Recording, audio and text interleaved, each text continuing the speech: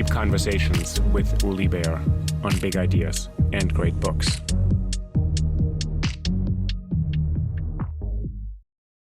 Should a university professor say anything he or she wants? What if someone says something outrageous on his Twitter feed, on her Twitter feed, or in some other context, but it doesn't impact, presumably, the way they do their job, which is research and teaching? I spoke with Henry Reichman, who was the vice president and the chair of academic freedom at the American Association of University Professors. It's an organization that's over 100 years old and was originally founded by John Dewey and Arthur Lovejoy in 1915. It defends academic freedom, and Professor Reichman explained to me the difference between academic freedom and freedom of speech, when and how professors could become liable for what they say outside of the classroom, and how to resolve the cases that make headlines every day. I'm really happy to have Professor Henry Reichman today on the podcast. First of all, Professor Reichman, Hank, thank you so much for joining me today on Think About It. Well, thanks for having me. You have a pretty exciting role, and I want to mention two things. You're a history professor, and you've just published a book, which I want to refer to a bit later, The Future of Academic Freedom.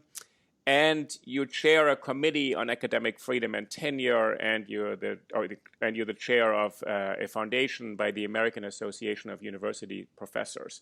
So it's a pretty exciting time to be responsible for looking at academic freedom and tenure, and because the university is the great stage for lots of our public debates in this country. Could you tell me a little bit what the AAUP, this organization, is, and what the role of this organization has been for the last 100 years or so? Sure. Well, the AAUP was founded in 1915. Its first president was John Dewey, the famous philosopher, it wasn't initially founded only to defend academic freedom, rather to defend the professional rights of university faculty. But very quickly, it took on the role of dealing with academic freedom cases. In the very first year, they did their first investigation of a violation of academic freedom, which became a tradition, shall we say. And in fact, ever since 1915, every year the AAUP does formal investigations. We send a group of usually 2 or 3 neutral faculty members to the institution, investigate violations of academic freedom. And starting in the late 1930s, those investigations often result in administrations being placed in our list of censured administrations. And sometimes they stay on there for quite a long time. Sometimes they get off very quickly. In the 1970s, the AAUP adopted collective bargaining as another strategy to support academic freedom and professional rights. And today, about 3/4 of our members are in AAUP collective bargaining chapters. The rest are what we've called advocacy chapters, but we're coming to like to think of all these chapters as kind of like they're in a union, although some people don't have the right to organize. The academic freedom work is centered around the committee that I chair. It was formed in the early years of AAUP for some reason, which is lost in the sands of time or something. They gave each of the committees letters, and this was called Committee A. Doesn't stand for academic freedom. It was just the first committee founded. Yeah. For some reason, the Committee on Governance is called Committee T. Don't ask me why. And the Committee A thing stuck. So it's Committee A on academic freedom and tenure, and it meets twice a year in person to discuss policy issues in academic freedom. And also, we're the ones who approve reports from those investigations. The investigation is authorized by our staff. And the committee has, over the years, issued large numbers of documents, reports, and statements. We also have a full-time staff devoted solely to academic freedom and governance. And they're the ones who are charged with enforcing the policies that the committee develops. I want to ask something about the role of the organization. So there are about 4,000 universities and colleges, let's say in America, maybe roughly that number. What's you're not a public or a government organization. You're kind of a voluntary organization. So when people listening can think of it in relation, is it like the ACLU or like another organization that takes up issues that are really of general concern and helps universities do the right thing?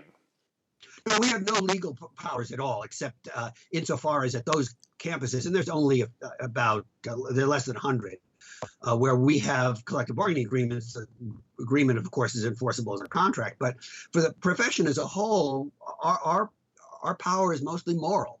And in fact, in many of these cases where there's violations of academic freedom, our staff will write a letter to the administration pointing out how their policies and their actions are violating our standards, which we see as professional norms.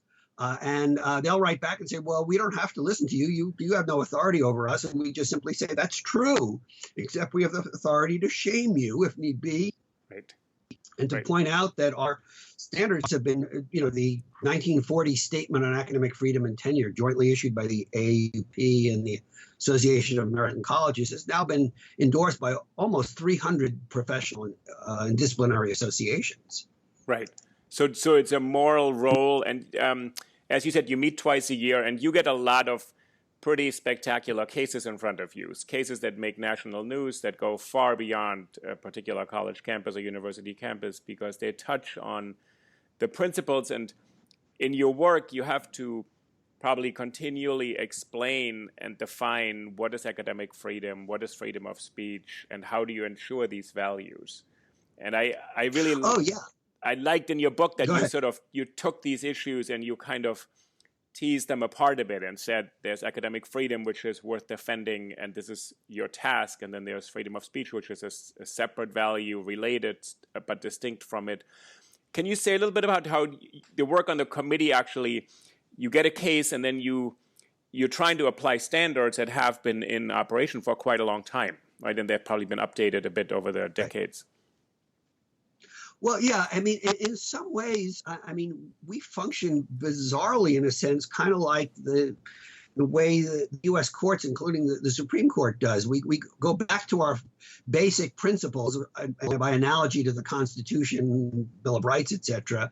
But we need to interpret them for our time. I mean, obviously, in 1940, when the AAUP and AAC drafted that statement, or even in 1970 when they updated it with a bunch of interpretive comments, there was no social media. There was no internet.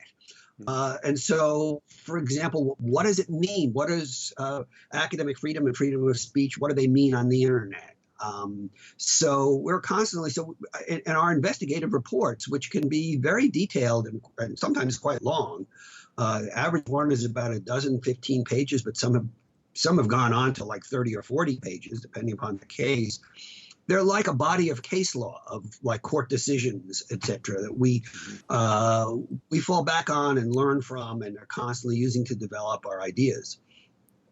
And in the cases that you've dealt with involve several different players, let's say, faculty members who've had consequences for their speech in different contexts, or universities that regulate speech in ways that a lot of people find highly problematic with speech codes or speech zones, et cetera, or students protesting. So you look at all of these moving parts, right, all these different groups.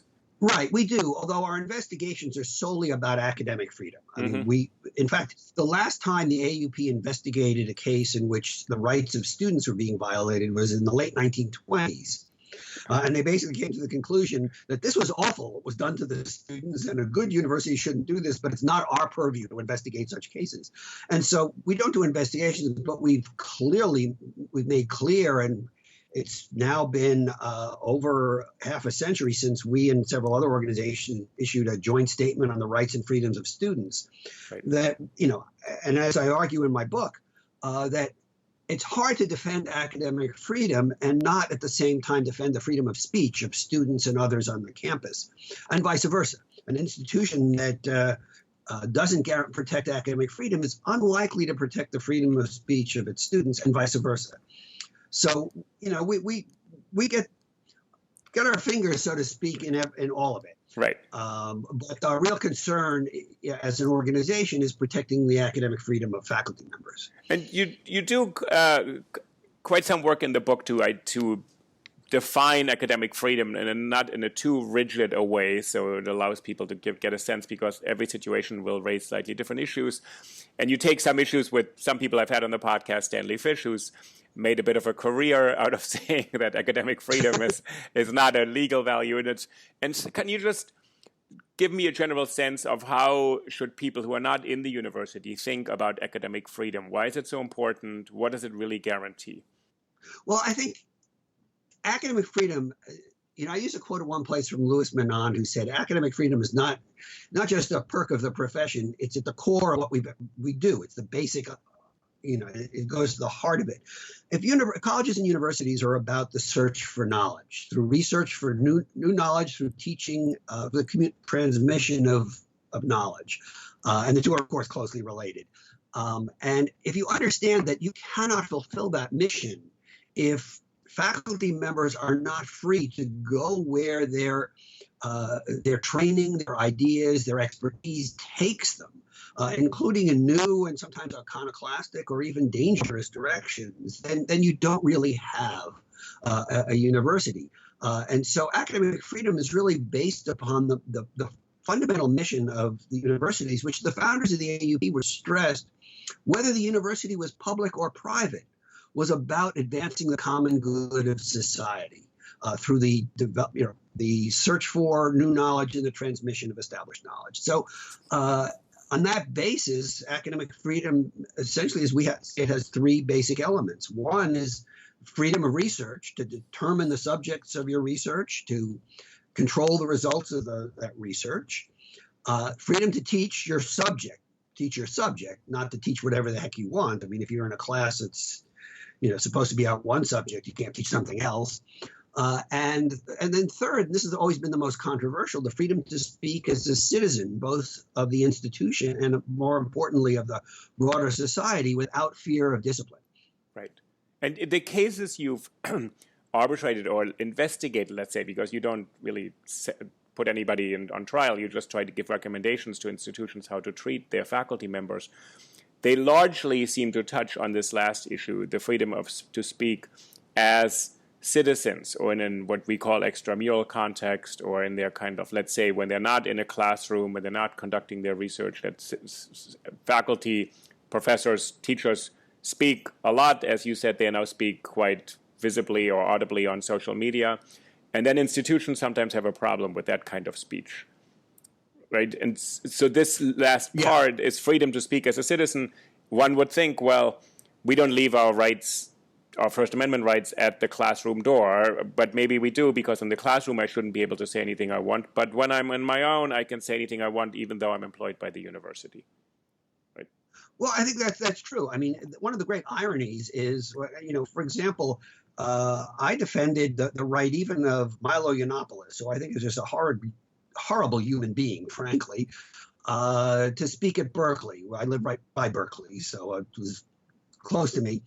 And one of the ironies was defending his right to speak, but a professor in the classroom doesn't have as many rights as he had to speak on the campus, because in the classroom you have the obligation to teach your subject, to advance your discipline, to not make judgments about students that were based upon their politics, their race, their anything like that, other than their achievements in the classroom. And so, for example, one of the ironies here is an engineer. For example, Arthur Butts for years taught engineering at Northwestern University. He was a prominent Holocaust denier. And we would defend his academic freedom, as did Northwestern University, to be a Holocaust denier. It's a horrible position, and university disassociated themselves from it, as long as he didn't bring it up in the classroom. It didn't go to his fitness to teach engineering.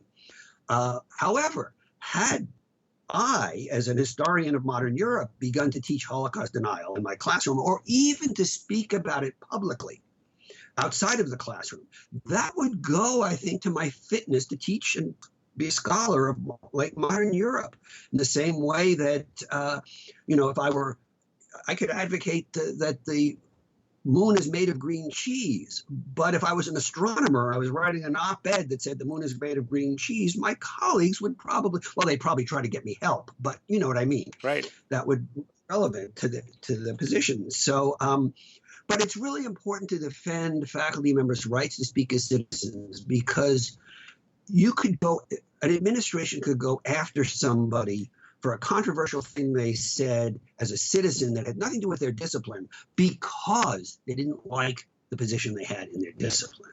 But it's an interesting thing you point out that you say there are ironies, and then we know that people will exploit tensions in the system. So a firebrand such as Milo you mentioned, they will exploit certain tensions and they will go to Berkeley or a big campus and say, I have to speak here, where they can speak in any public park in America if they want to, but they must speak at the university. They know full well that speaking at Berkeley gives them a certain kind of prestige and visibility, and they exploit that tension, while Berkeley otherwise, as you said, would not employ anybody to teach a class who has those views because the academic discipline itself wouldn't accept those views according to the standards of what is research and what is serious teaching. Right. No, I think that's, and a lot of us have wrestled with that. I as you know, I spend a good deal of time in my book trying to wrestle with how that relates to the general principles of the university. And ultimately, I come down to, a couple of things. One, there are some universities now that will allow any member of the public, usually public universities, not private ones, to rent a hall and give a speech. I think they do it sometimes to make money, frankly, and it's foolish. It's foolish because, at minimum, you have to have either an organized group on the campus, a student club, et cetera, or a university department, et cetera, extend an invitation to a speaker. Now that's been abused. We know that somebody like Milo gets a lot of financial support from outside, and then they find a group. Sometimes it's the campus Republicans who just want to stick their finger in someone's eye. Fortunately, I do think actually some wiser heads are beginning to prevail. There's a number of places where conservative faculty members who were advisors to this happened at UCLA. Young Republicans wanted to invite, I can't remember if it was Milo or somebody like that. And the conservative faculty member says, you have the right to invite them. He says, but I'm going to stop being your advisor if you do, because this is foolish. There are many, qualified conservative scholars you could invite, and the students actually listened to him and did it. So I think actually that's one way we can deal with this is faculty members. We need to play a role as teachers, not just in the classroom, but in teaching our students what is a good way to exercise your rights. Just because you have the right to do something doesn't mean it's a good idea to do it. And as an organization, what I gather from the book and from the work the organization does, you're trying to explain to people in a very clear way what the purpose of academic freedom is. What is research? Why does the pursuit of knowledge in itself have a value? And why do certain things not conform with that or help that? And so what you're trying to say, where the difficult cases, when someone is just using the university for other reasons. They want to sell a book, they want to make a buck, they want to be on the news, but they're really not in any way have anything to do with what the AAUP does, which is defend the pursuit of knowledge, the advancement of sort of common humanity, right? So in some ways, you're put in a position to defend people with whose principles you probably don't really agree because they don't really have that many principles that are academic. Well, that's true. But earlier you made a comparison between the AAUP and the ACLU, one that I thought was at least partially apt. And they're also in the same position. We all know that often defend freedom of speech or defend other rights as well. We often have to defend the rights of people who we find repulsive. And in fact, in some ways, sometimes it's easier to do that because nobody mistakes you for those people. I mean, I don't think anybody thinks the AAUP agrees with Milo Yiannopoulos.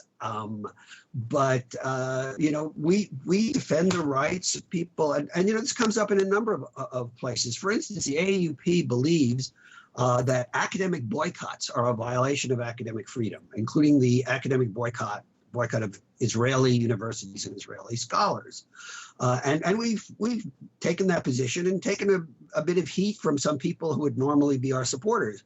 At the same time, however, we defend vigorously the right of people to advocate a boycott. And some people have said, well, that makes no sense. But to me, it makes perfect sense. It's just like defending the right of somebody to speak without endorsing what they say. Well, give me a little help here.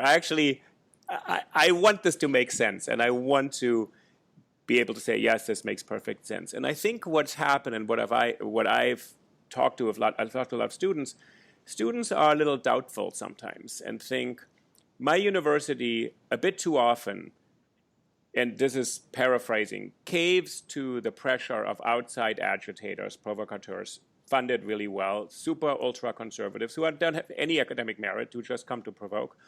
And they keep on saying, well, academic freedom. They actually usually say freedom of speech. We must have X, Y, and Z speaker here.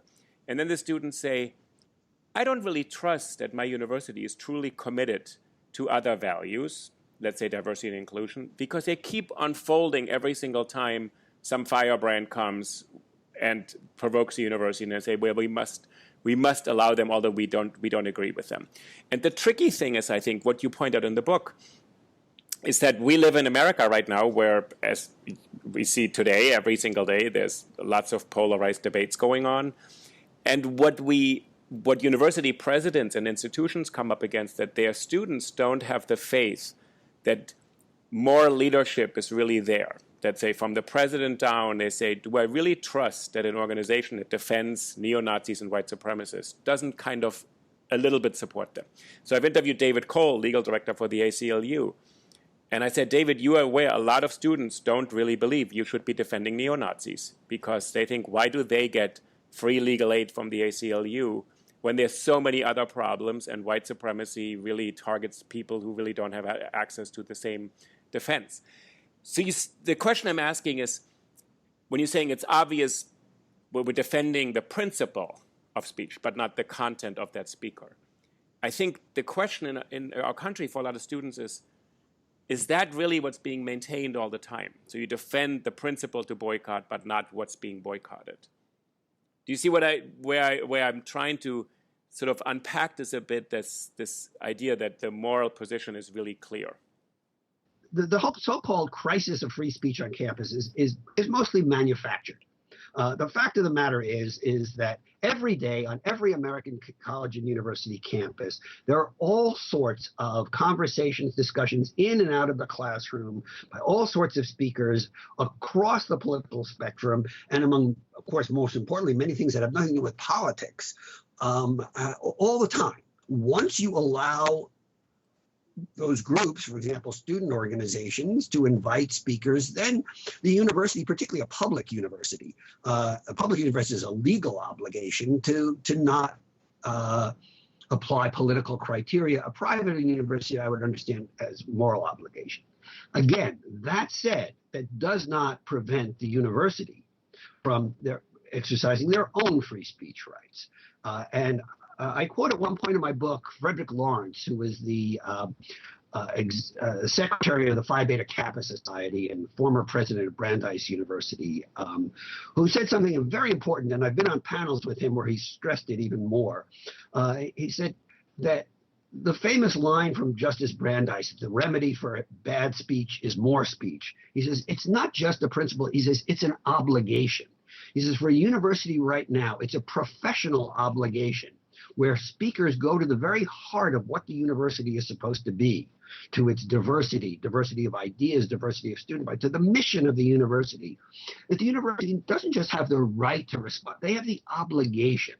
And of course, there's ways you can do that well and ways you can do that poorly. There are some campuses I know where controversial speakers said, yeah, he's here, and whether it's Milo, I don't remember who it was, going to speak. Richard Spencer, I think, was one, the KKK Nazi guy. He can speak, but at the same time, we are going to have a program on the other side of campus. We're going to facilitate a peaceful picket line. We're going to do educational programming, etc. And it works quite well. And it makes clear that the concern that is my institution endorsing this is clear. No, they are not. When somebody like a Milo, an Ann Coulter, somebody who really whose message goes to the very heart of what the university is about, that I think the university does have a professional, if not a moral obligation to counter that speech. And the ways to counter it may vary by situation, by the intensity of the nature of the speaker, etc. I do think that that's a really important way to, dealing with that question of this, getting the confidence of students that the university is sticking to what its mission really is. In your book, you give a bit of a broader context to say this is not just that there are speech controversies, but that the university as an institution faces some real challenges. That one of them is the kind of the gradual diminishment of tenure as a condition of employment. Then there's funding issues. There's a general skepticism toward expertise, and then there's a sense that there's a kind of normative way or orthodoxy of thinking in universities. So all these factors are things you address, that there's a general climate of universities not enjoying the kind of esteem and popularity that the general public thinks universities are the best places, surprisingly, although lots of students still go to universities. But he's saying there are other factors that also put pressure on universities to maintain these conditions. And they're not just speech controversies by some firebrand. No, I totally agree, and in fact, actually, as I suggested earlier, I think this free speech crisis, is really it's overhyped. I mean, it's just not. If you look at the real challenges most universities are facing, challenges to academic freedom in particular, but also to freedom of speech. I mean, this is not the major one. I think actually the biggest threat to academic freedom now has been the casualization of the professoriate. 3/4 of all those who teach in higher education now are off the tenure track completely, and hence have minimal, sometimes no, protections for their academic freedom. This is far more concerning to me than whether Milo Yiannopoulos can speak on campus. Similarly, I think. You mentioned the notion that expertise is under assault, and the whole sense of is there something as expert knowledge? I think this is terribly important. In fact, right now, our committee is working on a statement that I hope we will be able to release before the end of the year, under the title "In Defense of Knowledge," and it's still being worked on. In fact, it isn't even in draft yet, but it's something that we have a subcommittee working on. It just been corresponding, in fact, the last several days about this. And I'm hoping it's something we can get other organizations to sign on to as well, because I think that this is terribly important right now. This assault on the notion of expert knowledge, of the search for knowledge, and ultimately of the freedom to go where intellect takes you. But it's quite interesting. I actually, when you said that 3/4 of the professors are no longer tenured, there are people in the public who would say, well, why would you tenure people? You should be able to, evaluate them all the time, and it's very unusual for a profession to have lifetime employment. And one would think that the great advocates for free speech, which is a great many conservative commentators, would be full-throated defenders of tenure. But they're not. Actually, what's quite interesting is that the very conservative kind of criticism of the university is that the university is too liberal. There are too many what used to be called tenured radicals or liberal professors. And in a strange way, so the AAUP has to fight on different fronts, and the alliances are not always clear. That you're trying to say tenure is an inherent value to the university and protects the university's mission to seek the truth and protect knowledge. One would think that is something that everybody can get behind. So if you're looking at it from a longer perspective in your book, why has it happened that tenure has been diminished or sort of slowly dismantled over the last 30, 40 years? Why is this trend going to, as you say, casualize labor in universities? And now we're in a situation where universities are defending themselves constantly against all these charges. Well, I think there are several factors. One is simply economic. I mean, the casualization of the professoriate can't be disconnected from the casualization of the labor force in general. Just reading in the paper today that, the majority of Google employees are just on short-term, contracts. They have no job security, nothing at all. And so they're afraid even to speak out because they want to get a permanent job. Well, this is very, very common, and a lot of it has to do with the assault on the funding of universities, particularly public universities. But there's been a sort of erosion of battering away at the notion of what tenure is about, and it's important to recognize tenure is not about guaranteed lifetime employment no matter what. People can be detenured, and in fact, I would argue probably should be more often than does happen, as long as it's done with the appropriate due process. It isn't just a guarantee for a lifetime sinecure. The AAUP has always said that tenure means a continuing appointment that could be terminated only for cause. Well, for cause and financial exigency. But let's put a moment for cause. We've never defined what cause is. There are some things that are obvious. Criminal behavior.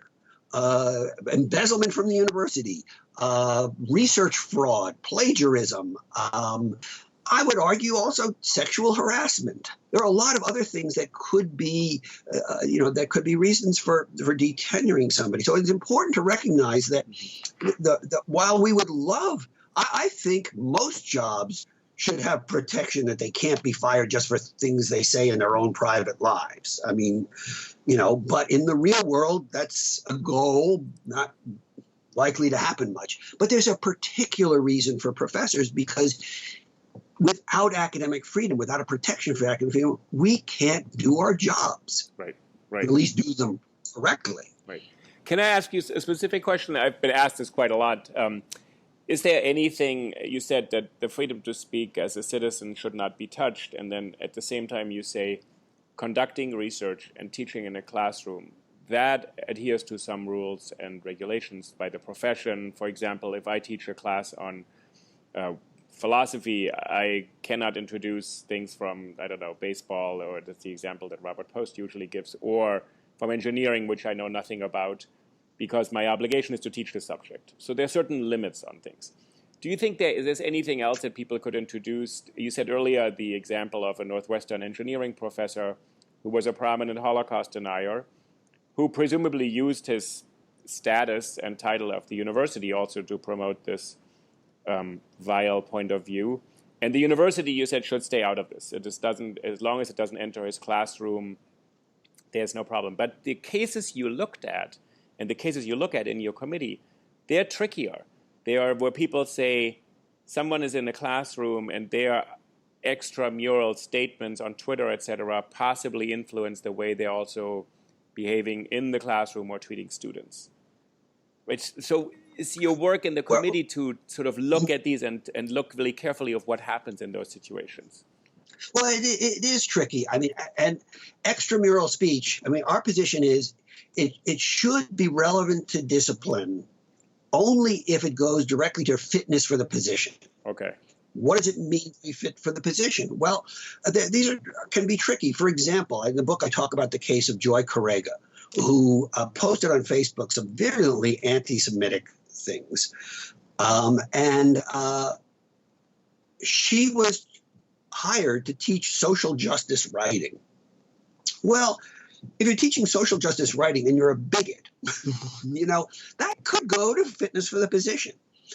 Now, did it? Well, it's not for the AAUP to judge, but a duly constituted faculty committee, constituted in essential agreement with the recommended standards of the AAUP, voted by a plurality that it did. And she was dismissed. And we did not defend her after that. Up to that point, by the way, our staff had provided advice to her. But once that process was done, we didn't. Whereas Stephen Salida, who also made what were alleged to be anti-Semitic comments, although I would argue they were far less objectionable than hers, but let's assume even for the moment they were, never got any due process at the University of Illinois. And we defended it right away. And he, in fact, was in a tenured position and should have gotten even more consideration than Correga, who was not yet tenured. So these things matter. And the current interesting case, to my mind, on this is the case of Amy Wax, who is this conservative law professor at the University of Pennsylvania, tenured, who has in recent years moved from being a sort of garden variety conservative law professor to somebody who is in many respects a white supremacist and making all sorts of terrible comments, including comments about minority students at Penn. In the law school. So she made comments in public about students who she claimed had enrolled in her classes and didn't perform. Yeah, and she said she'd never had a black student who performed well, or something like that. I mean, it was specific, and it was frankly also not only bigoted. It was false. It was a complete false statement about not only her students, but about students at Penn in general. And the administration at Penn decided at that point to remove her from teaching required classes. And that could be construed as a disciplinary measure for which she should have been entitled to due process. But it can also be construed, and personally, I'm not speaking for the AAUP here, I'm speaking for myself, I think it was not inappropriate at all. I think it goes to her fitness to teach a class if people in that class have a reasonable expectation that she is not going to be fair to them. And she's given them that reasonable expectation. And it wasn't just by general abstract comments about race, which might also be problematic, but it was specific comments about Penn students. So I think that's another case. But I mean, these things are always evolving. We have to look at each case.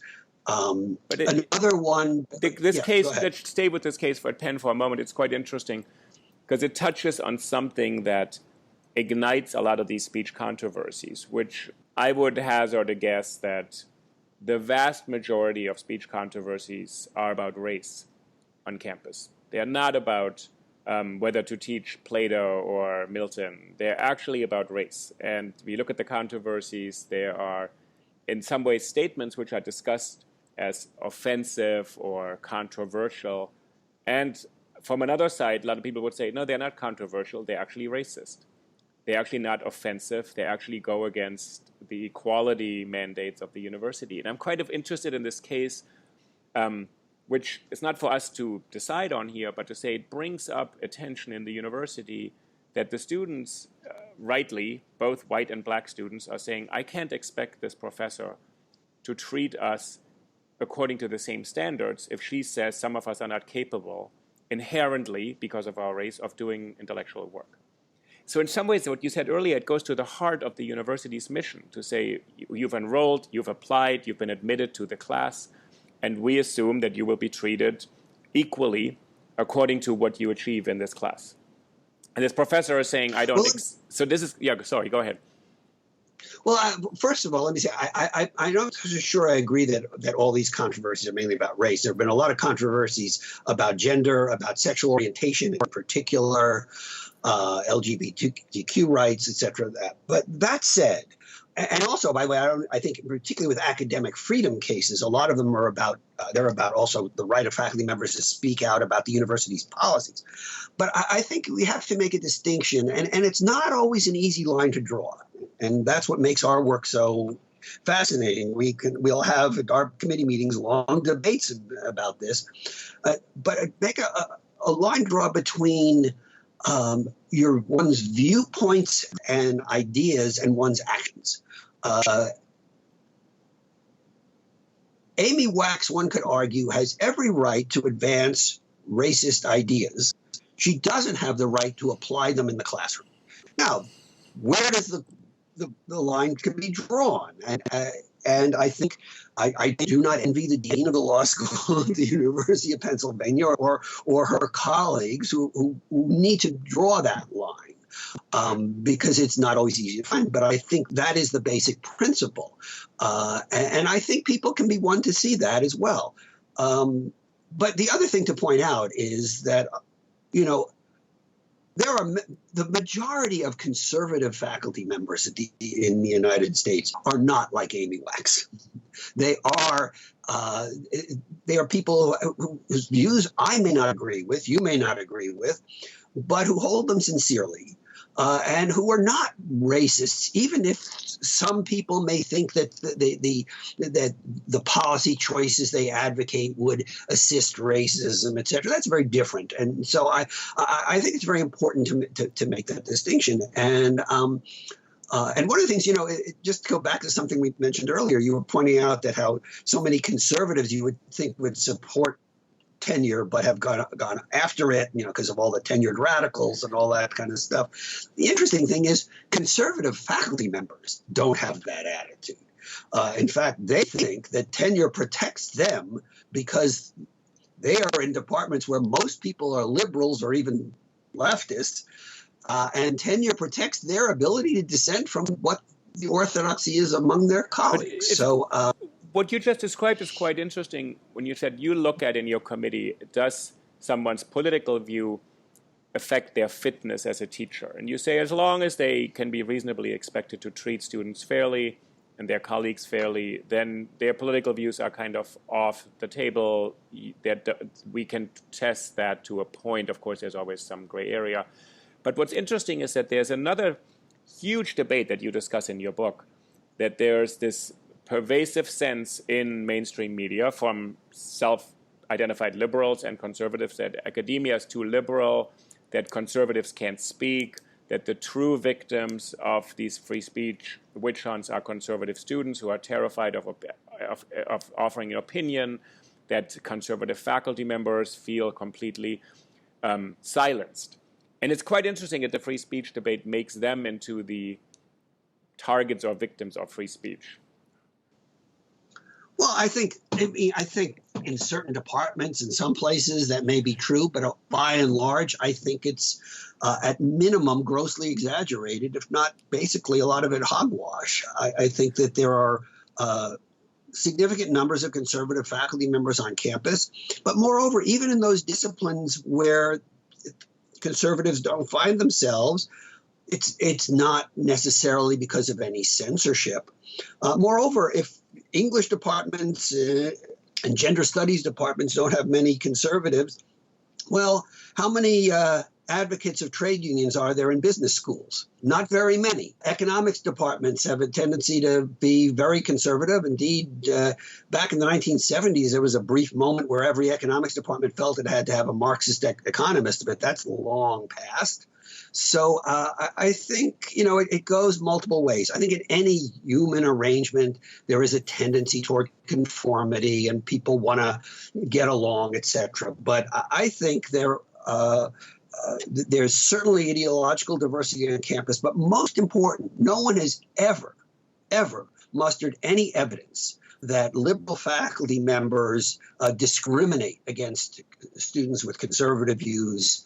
In fact, if there's any evidence, is that sometimes conservative business faculty discriminate against students with liberal views, although I think that's also really a minority and not much of it. So I think this is much overwrought. And where do you think, since you have this role, you work on this committee for the AAUP and now writing this book for the public, how do you think one can correct this misperception? Because it's quite powerful, and I have, as you do, a lot of friends who are not in the universities or whose children go to universities and who say, oh, I don't even know how you can function there. You must not be able to say anything for two reasons. First of all, because there's huge political correctness police, and they'll silence you and shame you. Anything you say, there's no more language available. That's kind of a perception in the public. And then they feel, on the other hand, like if you're conservative, you can't say anything because there's too many liberals. So how do you shift this narrative to actually reflect what happens at universities in this country? Well, I think the best we can do is education. It's one of the reasons I wrote my book. It's one of the reasons I wrote some of the book is composed a good part of essays or blog posts, much revised, that I had published earlier. We try. What can I say? I do think that, we deal with a kind of propaganda machine. I mean, and it's not limited to conservatives. I think somebody pointed out, and I won't get the numbers exactly right, but it's something like in about an 18-month period, the New York Times published something like over 20 articles about, the censorship of so-called conservatives on campus, and one or two about the social media assaults on liberals, minorities, transgender people, which are far more actually frequent than the free speech controversies over conservatives. And can you say something? This is, just to get a sense of where we are in our country, and I think it's really an important discussion that universities and the topics you discuss in the book are not marginal to the main discussions about where we are politically in our country. And I think there has been a sense that the one thing that Donald Trump has been able to do, he's been able to explode a lot of these pieties and politically correct assumptions. And he has said a lot of things that I think a lot of people felt, well, finally, someone will just say things the way they really are. And he doesn't care at all about any speech police or what you should term, what kind of phrases you use. So there's a kind of liberation that he generates because people can finally say what they want. The flip side of this, he also says things that are really upsetting to lots of people, and that now we have a debate in this country whether this is white supremacy or racism, which is a strange debate that people are debating very technical terms as if there's no content to them. But how do you see this larger phenomenon that there's a pervasive sense that universities didn't really produce the diversity of viewpoints that we wanted in this country, and that there was something not acknowledged or not said, that people are too timid and are just adhering to a kind of speech code? Well, first of all, the purpose of universities is not to produce diversity of opinion. The purpose of universities is to advance knowledge. And I think, we do a pretty good job of that, especially given the fact that, as you've suggested, as we talked about, that the political and cultural atmosphere is increasingly hostile to that very mission. But I do think that we need to have freewheeling discussions about things. And I think that academic freedom and freedom of speech both are designed to protect that. But I do think, from the vantage point, particularly of academic freedom, faculty members are kind of in a bind because we can model all sorts of free speech for our students. We can say whatever's on our mind. But what we also need to model is scholarship, and is the kind of careful thought that should go into a scholar's work, the kind of discipline. So in a classroom, it isn't appropriate for a professor to just mouth off and say whatever the hell comes to his or her mind. It's got to be well thought through, etc. And to model that behavior, it's difficult then in a classroom discussion. If a student wants to speak, well, the student doesn't have the training the faculty member has.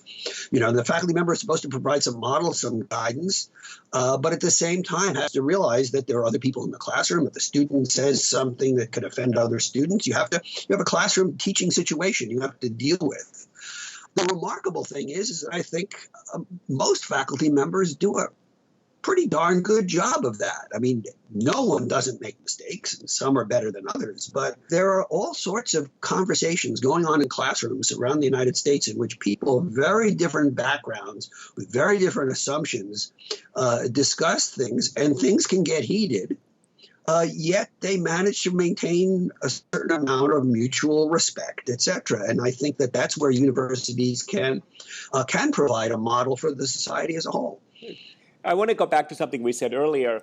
When you issue is it called a report, when you're in the AAUP committee and a case comes to your attention, two questions. Do you decide what cases to look into, or do universities come to you and say, could you give us some guidance here on how to resolve this issue?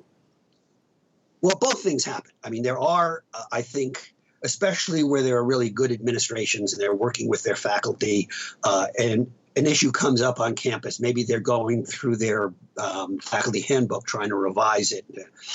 They will contact our office and say, can you give us advice, on what to do? And we will direct them to some of our documents, and sometimes actually provide direct input. But when a case where there's a violation comes up, it's usually the faculty member who is being who is in the crosshairs, so to speak, who will contact the association, and we usually try not to intervene unless the faculty member wants us to, although in some cases where it's really highly public, we have no choice but to say something. And then our staff will usually write a letter to the administration. We call it a case letter outlining our position, hopefully that has some effect. And it's only in certain cases where that kind of intervention is ineffective and the case, for one reason or another, seems to highlight important concerns for the profession as a whole at the moment. That the executive director will authorize one of these investigations, and we will send one of these investigation teams. Sometimes a lot of people around us have a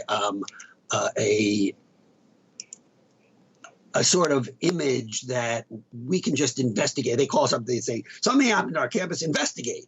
Right. And we don't just go in. First of all, if we did every case for every violation, we would quickly run out of our resources. And also, it wouldn't have the impact it would have.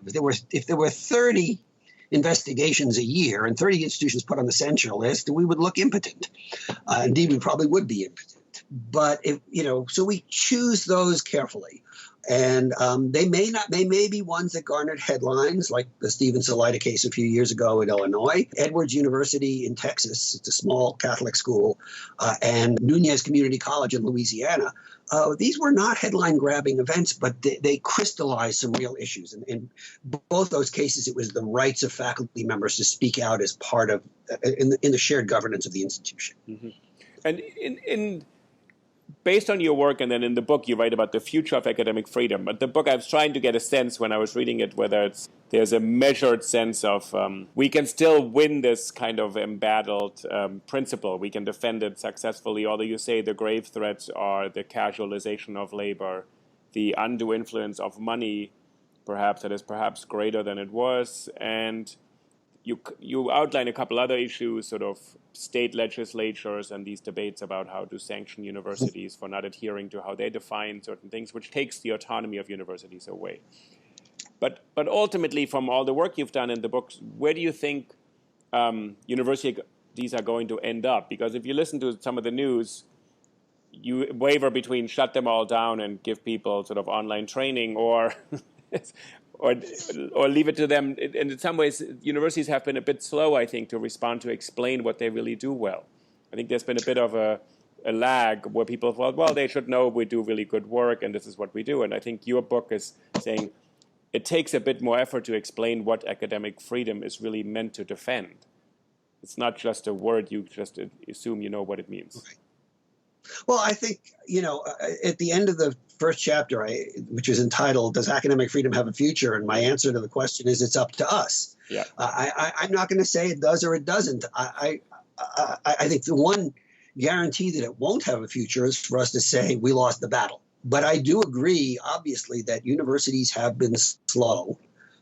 They've been complacent about these values and haven't defended them as vigorously as you can. And one reason for that has been the impact of what I call the power of money, that sort of the corporatization, some have called it. I like the term that Gary Rhodes and Sheila Slaughter came up with, academic capitalism, that has resulted in university administrators, particularly at the highest levels in some cases, who really aren't scholars at heart. I mean, some of them may be, but they look at the university as if it was a business enterprise rather than as an intellectual enterprise, and so they've been slow to defend the values of the university. I have some optimism that that's changing, because in fact, particularly when faculty members have been attacked for their social media speech, for example, many university administrators immediately say, we don't agree with her, and all they're about is protecting the university's image so they don't lose donors or something like that.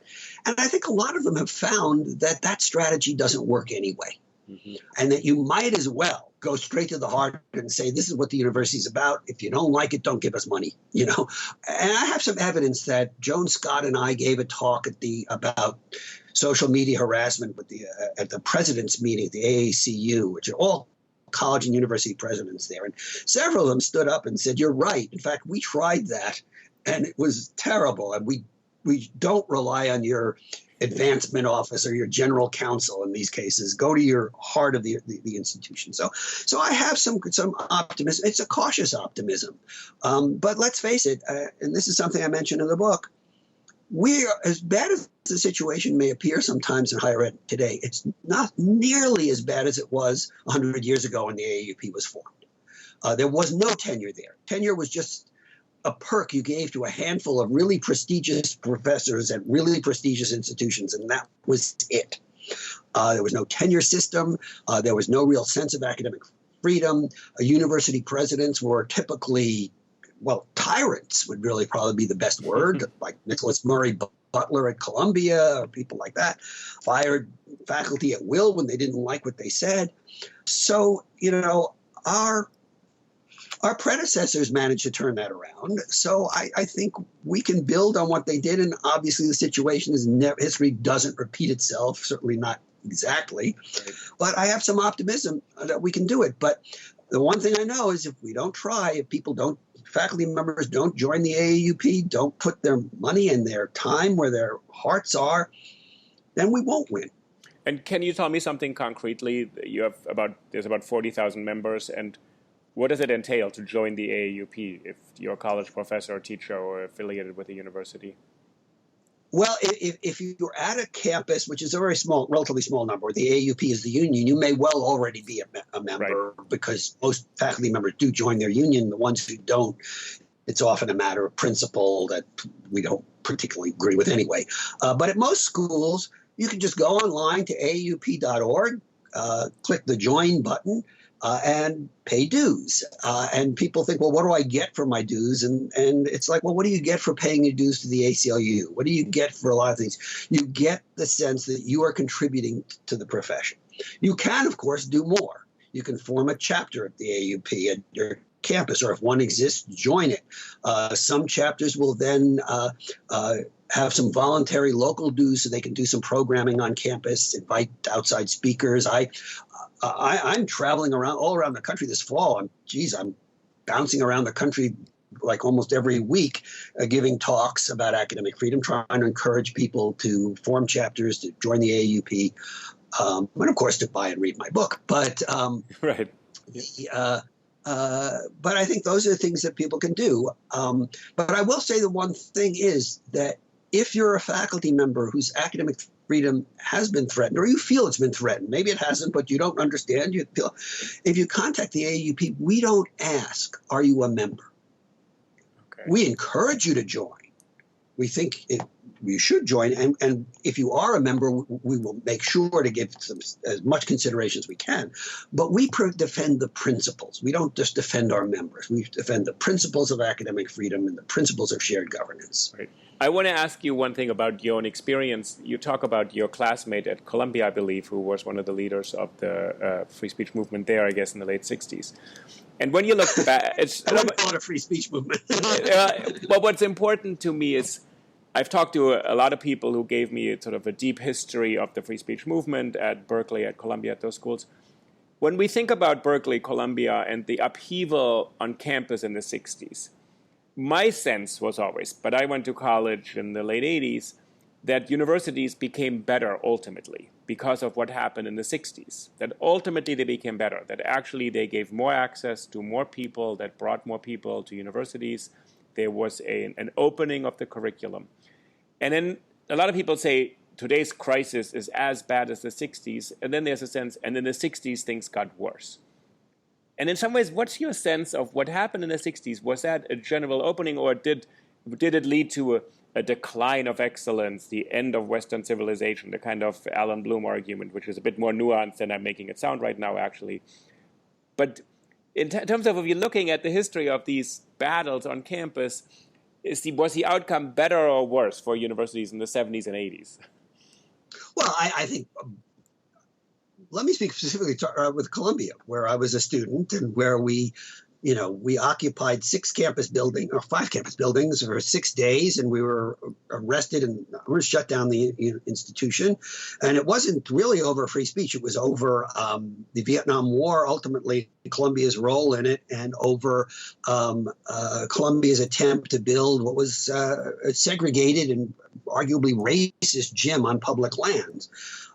We won that. By the way, that gym was never built, and Morningside Park is much better for it, as is Columbia. They built a much better gym right on campus. But more important than that physical thing is, I think you're right. I think the student movements of the 60s, combined with a lot of the other movements of the 60s, tended to open up universities more to new ideas.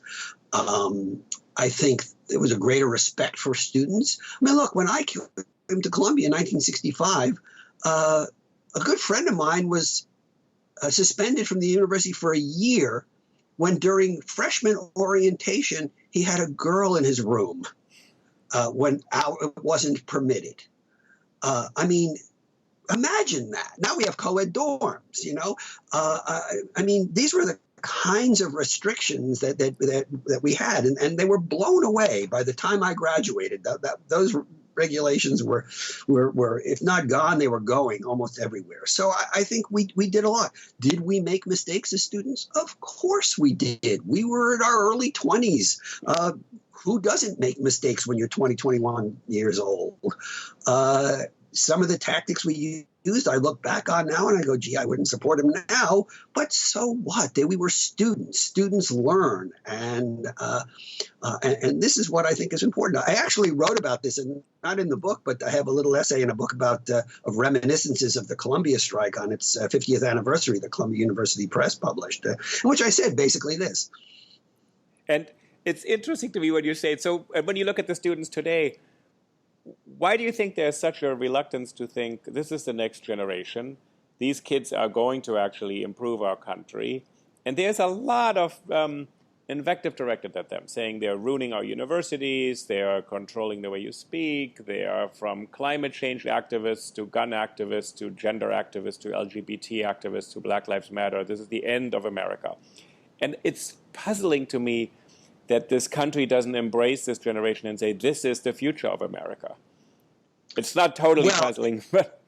Well, to me, two things are puzzling. First of all, the kind of students you just described are a minority, as were we, the radicals in the 1960s, a minority. Okay. And, you know, they're entitled to their activism. I want to encourage their activism because of the impact they will have, not just on themselves, including with them, as I said, they'll make mistakes, but on others. But I think the one difference in this generation and the others, and it's one that really troubles me, is not the fault of the generation, but is the opportunities open to them. Is these are students now who are going to come out of school with, you know, a lifetime's worth of student loan debt. We didn't have students when I was in school who were homeless, who were hungry, who were, you know, nutrition challenged. We now have that, and not just at community colleges or at local state universities, but even at some elite schools. I mean, I said I live near Berkeley. Berkeley is, you know, the premier public research university in the country, if not the world. Yet we have a significant portion of the student body here who are homeless. Now, partly that has to do with the housing crisis in Berkeley, but numbers who are food challenged. We have food banks for them. That wasn't the case in the 60s. So I have a lot of compassion for students today, and great admiration for students who, facing these kinds of challenges, are still willing to become active, and in fact who see their activism as a way of dealing with those challenges. I'm a great admirer of today's students. I think they're just terrific. Yeah, I think I agree. I actually think and what you said is interesting. I think you're right. It's a small part of the student body, but it's inspiring for other people. And I think what's important, in your book, you also note that you say we should be careful to restrict their rights to speak too quickly when we defend other people's rights to speak, so that there's this kind of necessary balance in consideration of context. Hank, I want to thank you for this conversation. And you said you're going to be traveling and taking this book on the road a little bit. So it's called The Future of Academic Freedom. It's published by Johns Hopkins University Press. And I really want to thank you for grounding it in the actual work you've done on all these really difficult cases. It's so interesting to read. So it's so interesting to read for somebody who's kind of been in the so trenches to really deliberate on these decisions, which are really not easy. No, it's been a great. I mean, I will say, just in conclusion, that I've been doing this Committee A work now for almost a decade. Wow. And it's been the most fulfilling, most exciting, most interesting part of my career, certainly, perhaps even of my life. Really? I've enjoyed it immensely, and I've met so many really dedicated, wonderful people among the faculty, among students around the country, and I really, it's been a privilege and an honor. Thank you so much, and I wish you best of luck with getting it out there, and probably we'll cross paths at some point. I hope so. One of those campus visits. Thank you.